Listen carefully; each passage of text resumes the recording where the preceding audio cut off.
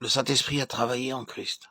Dans Luc 1, 34 et 35, nous lisons « Marie dit à l'ange, « Comment cela se fera-t-il, puisque je ne connais point d'homme ?» L'ange lui répondit, « Le Saint-Esprit viendra sur toi, et la puissance du Très-Haut te couvrira de son ombre. C'est pourquoi le Saint-Enfant qui naîtra de toi sera appelé Fils de Dieu. » Ceci est la première grande œuvre du Saint-Esprit dans le ministère du Seigneur Jésus-Christ. Il fut conçu par le Saint-Esprit, et non par l'activité humaine. De la même manière, nous aussi nous sommes nés de nouveau par le Saint-Esprit, et non par la sagesse et l'intelligence humaine. Qu'importe le nombre de sermons que nous entendons, ils ne peuvent accomplir en nous l'œuvre du salut. Le Seigneur dit la même chose à Pierre dans Matthieu 16, 15, 17. Et vous, leur dit-il, que dites-vous que je suis? Simon-Pierre répondit, tu es le Christ, le Fils du Dieu vivant. Jésus, reprenant la parole, lui dit, tu es aussi mon fils de Jonas, car ce ne sont pas la chair et le sang qui t'ont révélé cela, mais c'est mon Père qui est dans les cieux. Pierre fut en compagnie du Seigneur Jésus pendant 3 ans. Quel privilège! Il abandonna tout, le suivit, et durant 3 ans, il vit s'accomplir chaque miracle. Il entendit tous les sermons.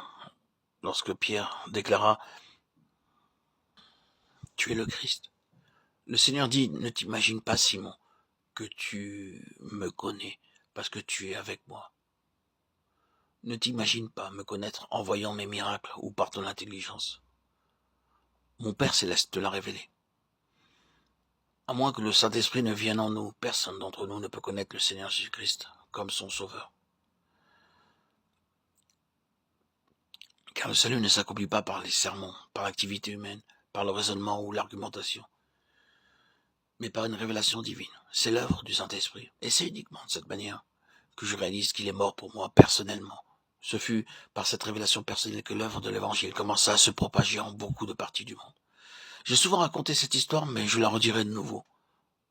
En Allemagne, un artiste peignait le portrait d'une jeune fille. Dans son atelier se trouvait un tableau représentant le Seigneur Jésus-Christ sur la croix. Cette jeune fille n'avait jamais vu auparavant un tel tableau. Curieuse, elle demanda avec persistance « Qui est cet homme ?» L'artiste essaya d'éviter la réponse, mais elle insista. À la fin, il dit vaguement « Il est celui qui est mort pour le monde. Il devait être une très grande personne pour mourir ainsi, dit-elle. Je voudrais le connaître. » Elle réalisa que si le Seigneur Jésus-Christ était mort pour le monde, il était mort pour elle. Elle crut et l'aima en retour.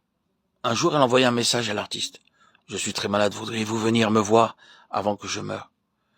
Je veux vous voir et vous remercier. » L'artiste vint et vit la jeune fille mourante, mais son visage rayonnait d'une paix parfaite. Elle dit « Monsieur, je veux vous remercier de m'avoir fait connaître le Seigneur Jésus-Christ. Avant que je vienne dans votre atelier, je ne savais pas qui il était. C'est là que j'ai entendu quelque chose le concernant. Maintenant, je sais qu'il est mort pour mes péchés, je sais qu'il m'a pardonné, je vais à lui. » Avec ces mots, elle ferma paisiblement ses yeux et s'endormit. L'artiste pensa que ceci était étrange. Ce tableau de Christ était accroché dans mon atelier pendant de nombreuses années, mais je suis le même homme. La connaissance qui l'a transformé ne m'a pas changé. Pendant longtemps, il resta assis réfléchissant jusqu'à ce que l'amour de Christ crucifié remplisse son cœur. Il se répandit dans les larmes et crut aussi. Puis il dit « Maintenant je peindrai un autre tableau du Seigneur Jésus-Christ sur la croix. » Pendant plusieurs mois, il travailla sur le tableau et après l'avoir achevé, il écrivit en bas « Voilà ce que j'ai fait pour toi. Et toi, qu'as-tu fait pour moi ?» Plusieurs années après la mort de l'artiste, le tableau fut accroché dans une galerie d'art en Allemagne. Beaucoup venaient le voir et s'en allaient. Mais un homme, le comte Zinzendorf, vint et ne put pas partir. Il lisait toujours à nouveau les mots « Voilà ce que j'ai fait pour toi et toi, qu'as-tu fait pour moi ?» Durant des heures, il resta là jusqu'à l'heure de la fermeture. Pour la première fois de sa vie, il réalisa que Christ était mort pour lui aussi. Et là, dans la galerie d'art, il s'agenouilla, sans se préoccuper de ceux qui le voyaient, et se donna lui-même à Christ. Plus tard, il donna toutes ses richesses et ses propriétés pour l'œuvre de l'Évangile. C'est ainsi que l'œuvre de la mission morave commença. Si Zinzendorf devint le fondateur de la mission, ce fut par les Moraves que Wesley naquit de nouveau lors de son voyage en Amérique. Ceci nous prouve que ce n'est pas par le raisonnement, mais par le Saint-Esprit que les yeux de l'Esprit sont ouverts. Vous pouvez discuter avec quelqu'un pendant des années et rien ne se passe. Mais aussitôt que nous prions, quelque chose commence à se former. Il en fut ainsi avec mon père.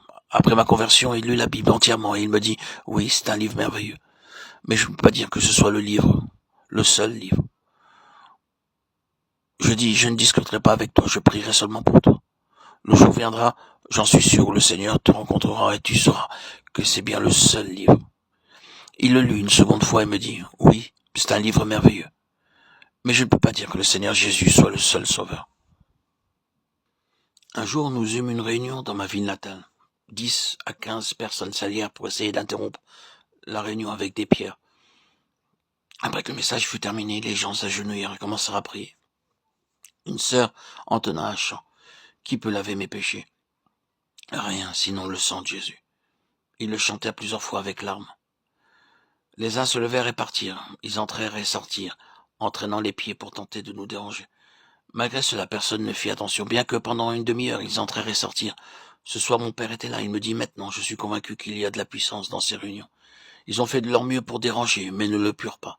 J'ai vu moi-même ces personnes. Ce soir-là, je vis mon père pleurer. Seigneur, aie pitié de moi, Seigneur, aie pitié de moi. Je suis un pécheur. Aie pitié de moi. Quelque temps après, il vint pour une affaire au tribunal de justice, s'apercevant une église vide et se sentant très fatigué, il entra pour se reposer. Soudain, il vit une lumière brillante devant lui et entendit ces mots, voici l'agneau de Dieu qui ôte les péchés du monde. Mon père dit, Seigneur Jésus, tu m'as sauvé. Tu as sauvé mon fils, sauve-moi. Puis, il me dit, maintenant je sais que c'est le seul livre. Il s'humilia et fut baptisé. Son visage resplendissait alors qu'il rendit témoignage. Maintenant il est parti dans la gloire. Mais je suis sûr que nous nous rencontrerons.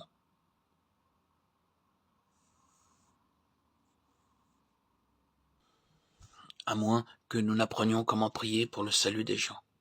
Ils ne seront pas sauvés. Nous pensons parfois que par des méthodes mondaines, de l'habileté, par de bons sermons, de la musique, nous pouvons sauver beaucoup d'âmes. Ceci est fallacieux. La réelle œuvre de Dieu est forgée uniquement par le Saint-Esprit. Nous ne pouvons pas l'ignorer, aussi intelligents que nous soyons.